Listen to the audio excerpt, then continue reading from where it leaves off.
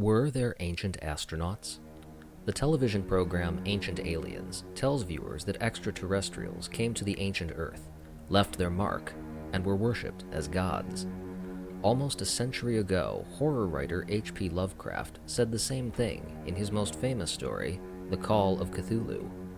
Is this a coincidence? Or is there more to the story? This is the Lovecraft Connection.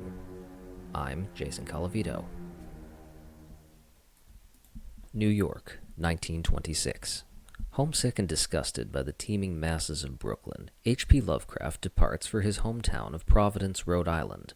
He begins work on a new story, which he titles The Call of Cthulhu. In it, he describes monstrous extraterrestrials who descend on the primitive Earth, build large, cyclopean stone buildings in the Pacific, and serve as humanity's first gods. These great old ones came to the young world out of the sky. Those old ones were gone now, inside the earth and under the sea, but their dead bodies had told their secrets in dreams to the first men, who formed a cult which had never died. Lovecraft took his inspiration from the writings of Helena Blavatsky and Charles Fort, both of whom suggested that extraterrestrials might have visited prehistoric humans. Lovecraft expanded their suggestions into a full-fledged vision of ancient astronauts.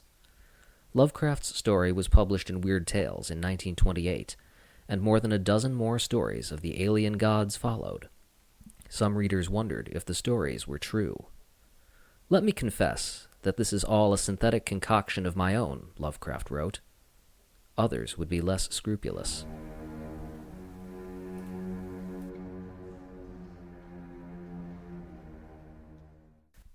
France, 1945. As World War II rages, the Army sends reading material overseas to provide entertainment for the troops. One of the books they send is a collection of H.P. Lovecraft. Lovecraft's stories fall into the hands of two French New Age thinkers, Jacques Bourgier and Louis Pauls. The two translate Lovecraft into French, and they wonder, what if Lovecraft's stories are true? They work backward from Lovecraft, revisiting his sources, like Charles Fort and Helena Blavatsky, to produce The Morning of the Magicians, a massive compendium of pseudoscience and speculation covering everything from pyramid mysteries to the occult secrets of the Nazis. They believe ancient astronauts really landed on the early Earth and inspired human civilization.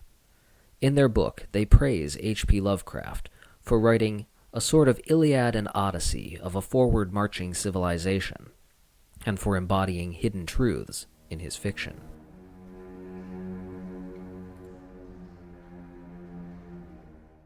Switzerland, the late 1960s. Hotel manager Eric von Däniken reads Morning of the Magicians and is inspired. Using the book as a key source, he writes Chariots of the Gods to answer what he would later call questions of the kind that are asked by Louis Pauls and Jacques Bourgier.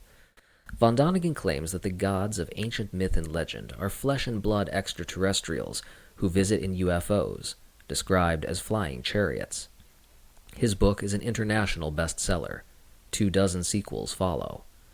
In 1998, von Däniken appoints a young bodybuilding promoter named Giorgio Tsoukalos to head his fan club, known today as the Ancient Aliens Society. The charismatic Tsoukalos uses the position to discuss pyramids, gods, and aliens on dozens of cable television documentaries. In 2009, Tsoukalos works with Prometheus Entertainment and the History Channel to launch Ancient Aliens, based explicitly on von Däniken's ancient astronaut theory. Over the course of its first 4 seasons, the show tells viewers that aliens built ancient monuments, inspired religions, and were responsible for ancient culture.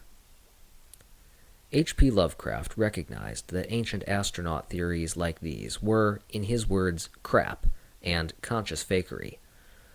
But for Ancient Aliens' more than 1 million weekly viewers, this crap is all too real. Imagine what Lovecraft would think of that.